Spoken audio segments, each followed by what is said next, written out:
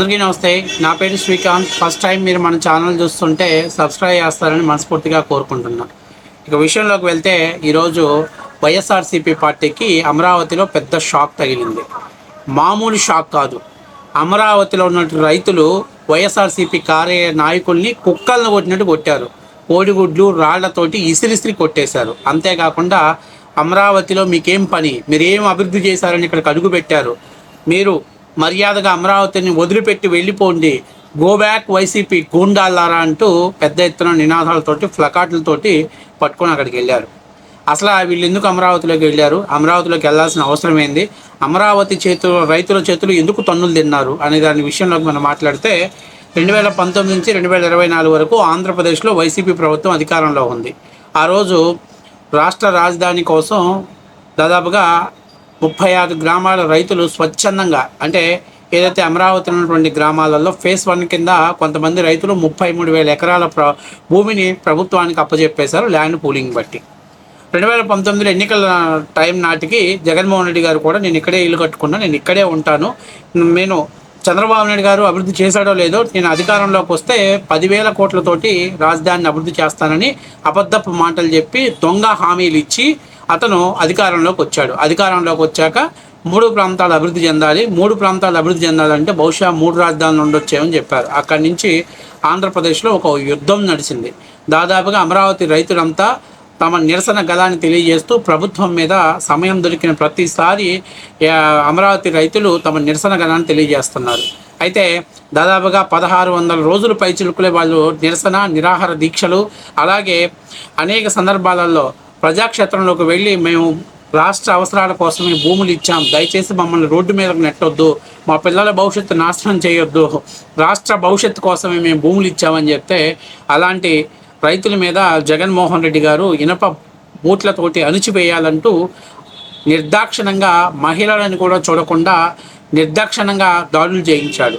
అది ఒకవైపు భౌతిక దాడులు అయితే మరొక వైపు సోషల్ మీడియాలో ఆ అమరావతి మహిళల మీద నీచంగా ట్రోల్ చేయించాడు. అలాగే వైఎస్ఆర్సీపీ పార్టీలో ఉన్న ప్రజాప్రతినిధులు కూడా, ఒకడైతే లా కొడుకులు అంటాడు, ఒక ఆమె అయితే ఆడింగి వెధవలు అంటారు, ఇలాగా వాళ్ళ మీద దాడులు చేయించారు. దేవుడు దయచేసో లేకపోతే రాష్ట్రంలో ఈ అరాచక పరిపాలనని నాశనం చేయాలని దేవుడు సంకల్పించాడో తెలియదు కానీ ఆంధ్ర రాష్ట్రంలో 2024లో వైసీపీకి 15 సీట్లు వచ్చేసాయి, 11 సీట్లు. అంటే ప్రతిపక్ష హోదా కూడా లేనటువంటి పరిస్థితి ఏర్పడింది. అలాగే కూటమి ప్రభుత్వం అధికారంలోకి వచ్చాక మళ్ళీ అమరావతిని యథాస్థానంగా కొనసాగిస్తూ దేశ ప్రధాని చేత మళ్ళీ శంకుస్థాపన చేయించారు. అయితే ఇప్పుడు ఫేజ్ 1లో కాకుండా ఫేజ్ 2లో ల్యాండ్ పూలింగ్ జరపాలనేది రాష్ట్ర ప్రభుత్వం ఒక ప్రతిపాదన తీసుకొచ్చింది.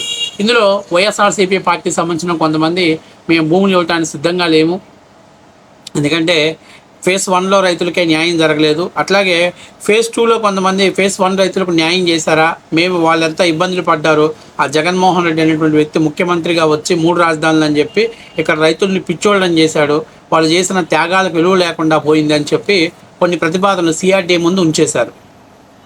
దీనికి రాష్ట్ర ప్రభుత్వం తక్షణమే స్పందించి ఎవరైతే ఫేజ్ 1 కింద పొలాలు ఇచ్చారో వాళ్ళందరికీ కూడా ఫ్లాట్లు కేటాయించడం జరిగింది. అంతేకాకుండా అమరావతిని గెజిట్ చేస్తూ కేంద్ర ప్రభుత్వం నోటిఫై చేసేయడం వచ్చేసింది. ఇక రైతులు చాలామంది, అంటే 75% రైతులు భూములు ఇవ్వడానికి సిద్ధంగా ఉన్నారు. కొంతమంది వైసీపీకి సంబంధించిన వాళ్ళు, కొంతమంది మాత్రమే భూములు ఇవ్వడానికి వ్యతిరేకతగా ఉన్నారు. వీళ్ళందరినీ జగన్మోహన్ రెడ్డి గారు తన ఆఫీస్కి పిలిపించుకున్నాడు. జగన్మోహన్ రెడ్డి గారు 2019, 2024 వరకు అమరావతి రైతుల వైపు కన్నెత్తి చూడలా. వాళ్ళు రోడ్ల మీద కూర్చొని జగన్మోహన్ రెడ్డి మీ అక్క లాంటి వాళ్ళం, మీ చెల్లి లాంటి వాళ్ళం, మీ తల్లి లాంటి వాళ్ళం అన్నా కూడా నా తల్లి చెల్లిని మెడబట్టుకుని బయటికి గెంటేసా మీరంతా ఆఫ్టర్ ఆల్ కావాలన్న ఉద్దేశంతో వ్యవహరించాడు 2019, 2024 జగన్మోహన్ రెడ్డి. అయితే ఇప్పుడు ల్యాండ్ పూలింగ్కి భూములు ఇవ్వని రైతులను కూర్చోబెట్టేసుకొని ఆయన మాట్లాడాడు. ఏదో కొంతమంది వైసీపీ ఫేవర్గా ఉన్న వాళ్ళు సమస్యలు తీసుకొచ్చి చెప్పంగా నేను హుటాహుటిన అప్పటికప్పుడు నిద్రలేచి అమరావతి పరిరక్షణ సమితి, అంటే సిఆర్డీకి వ్యతిరేకంగా అమరావతి పరిరక్షణ సమితిని ఏర్పాటు చేస్తానని, ఇందులో మహా మేధావులు, అందులో ఒకడు అంబటి రాంబాబు, అట్లాగే లీలా అప్పిరెడ్డి, పేర్ని నాని, వీళ్ళందరినీ కూడా ఆ కమిటీకి నెంబర్లుగా వేస్తూ అక్కడ రైతుల సమస్యల గురించి మీరు పోరాడాలని చెప్పాడు. సో ఇంకా వీళ్ళు ఈరోజు హుటాహుటిన ఎవరైతే భూములు ఇవ్వలేదు, ఇబ్బందులు ఉన్నాయని చెప్తున్నారో ఆ రైతుల పర్యటనకి రావాలని చెప్పి బయలుదేరారు. అయితే అక్కడ ఉన్నటువంటి అమరావతి రైతులు అలాగే జేఏసీ సభ్యులు ఆ వైసీపీ నాయకుల్ని అడ్డుకొని గో బ్యాక్ ఇక్కడి నుంచి వెళ్ళిపోవాలి, అమరావతిలో మీరు అడుగుపెట్టే అర్హత మీకు లేదు, ఏ మొహం పెట్టుకొని ఇక్కడ మీరు అడుగు పెట్టారు, ఏం ఉద్ధరించారని మీరు ఇక్కడ అడుగు పెట్టారు, గత 5 ఏళ్లలో మేము దీక్షలు చేస్తున్నా, రోడ్డును బడి ఏడుస్తున్నా, కనీసం మా మొహాలు కూడా తొంగి చూడండి, మీరు ఇవాళ ఏమి సాధించాలని ఇక్కడికి అడుగు పెట్టారు, మర్యాదగా వెళ్ళిపోవాలంటూ అమరావతి రైతులు తమకైన భాషలో, ఎందుకంటే రైతులు కదా నిన్నటిదాకా వాళ్ళు తిడితే పడ్డారు, కానీ వీళ్ళు కూడా ఎన్ని రోజులు ఓచుకుంటారండి, పిచ్చా బూతులు తిట్టారు. ఇక జగన్మోహన్ రెడ్డిని అయితే చెప్పలేని పదాలు మాట్లాడారు. ఎందుకంటే పాపం 5 ఏళ్లలో ఎన్ని ఇబ్బందులు పెట్టాడు, ఆడపడుచుల పొత్తి కడుపులో దన్నాడు, రోడ్ల మీద ఈడ్ చేశారు, ఎత్తి పడేశారు, ఆడవాళ్ళు 10 మంది ఒక చోటకి వెళ్తే జగన్మోహన్ రెడ్డి ఆయన పెంచుకున్నటువంటి పోలీసులు కూడా ఒప్పుకునేవాళ్ళు కాదు, అసలు దాన్ని ఒక పాకిస్తాన్ లాగా తయారు చేశాడు. అలాంటిది ఈరోజు చాలా ప్రశాంతంగా ఉంటే ఈరోజు మీరు రావాల్సిన అవసరం లేదంటూ అమరావతి మహిళలు అడ్డుకున్నారు. అయితే మొత్తం మీద పేర్ని నానికి, అంబటి రాంబాబుకి, అట్లాగే మన లేళ్ల అప్పిరెడ్డికి బాగానే దొరివేశారు. ఈపులు పగలగొట్టి అమరావతి రైతులు పాపం సాగనంపారు. అయితే ఈ క్రమంలో వైసీపీలో ఉన్నటువంటి కొంతమంది అమరావతి రైతుల మీద కూడా రాళ్ళు విసరడంతో వాళ్ళు కూడా తిరిగి రాళ్ళు కోడిగుడ్లు విసిరేసి పరస్పరం కవించుకున్నారు. ఈ క్రమంలో పోలీసులకు ఒకరికిద్దరు దెబ్బలు తగిలాయి. అయితే సాక్షిలో అన్ని ఛానల్స్లో మాత్రం వైసీపీ నాయకుల మీద తిరగబడినటువంటి అమరావతి రైతులను రాశాడు, కానీ మా సాక్షిలో మాత్రమే వైసీపీ మీద తిరగబడిన తెలుగుదేశం పార్టీ గూండాల చేతుల రాళ్ళ దెబ్బలకి దెబ్బతిన్న పోలీసులు అని చెప్పి రాసుకున్నాను. ఎందుకంటే మన సాక్షి యాజమాన్యం కదా, మన దిక్కులేని ఛానల్ కాబట్టి అలా రాసుకుంటారు. సో మొత్తం మీద లేళ్ల అప్పిరెడ్డికి ఇప్పుడు దాకా తెలుగుదేశం పార్టీ కేంద్ర కార్యాలయం మీద, అనేక కార్యాలయాల మీద దాడి చేపించి ఇదే రౌడీజం, నేను పెద్ద తోపు తురుము తాక్తారని అనుకుంటున్నటువంటి లేళ్ల అప్పిరెడ్డికి జింక పిల్లని పరిగెత్తించినట్టు పరిగెత్తించారు.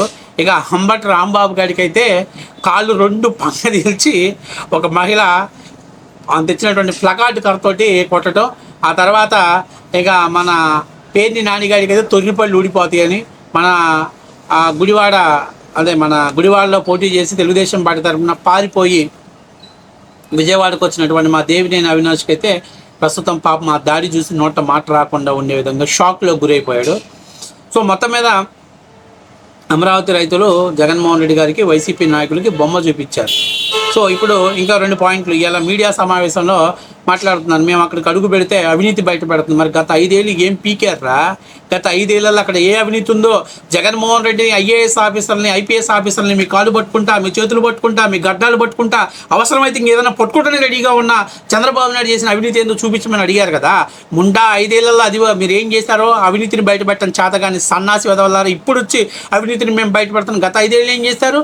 తీసుకుపోయి చంద్రబాబు నాయుడు ఇదిగో ఇంత అవినీతి చేశాడు, ఇంత స్కామ్ చేశాడు, అందుకే చంద్రబాబుని మేము ఈ అమరావతిని ఆపేపిస్తున్నామని హైకోర్టులో ఎందుకు పిటిషన్ మూవ్ చేసుకోకుండా హైకోర్టు కూడా మూసుకొని ఇక్కడే ఉంచండి, ఇక్కడ నుంచి ఆఫీస్ కదిలిచ్చారంటే మీకు మర్యాదగా ఉండదు. అలాగే ఎవరైతే ప్రిన్సిపల్ సెక్రటరీస్ అందరికీ కూడా వార్నింగ్ ఎందుకు ఇచ్చారు? ఎందుకంటే అక్కడ అవినీతి జరగలేదు. అవినీతి అనేది మీ కళ్ళల్లో ఉంది కాబట్టి అమరావతిని చెడిపేయాలని చూశారు. సో మొత్తం మీద అమరావతి రైతులు చెప్పుతో కొట్టారు ఇలా వైసీపీ నాయకుల్ని. నేను మాత్రం మనస్ఫూర్తిగా అభినందిస్తున్నాను అమరావతి రైతుల్ని. ఎక్కడ గూండాలు అంటారో, బలి తెగింపు అనుకుంటారో, వైసీపీ కుక్కలు ఎన్ని మురుగుతో తెలియదు, కానీ నేను రియల్గా ఒక రైతు బిడ్డగా ఈరోజు అమరావతి రైతులు చేసింది, ఇన్ని రోజులు తమ బాధని దాచిపెట్టుకొని ఒక్కసారికి ఈరోజు చెప్పులతో కొట్టి దాడి చేసి పైకి పంపించడం మాత్రం నేను మనస్ఫూర్తిగా అభినందిస్తున్నాను.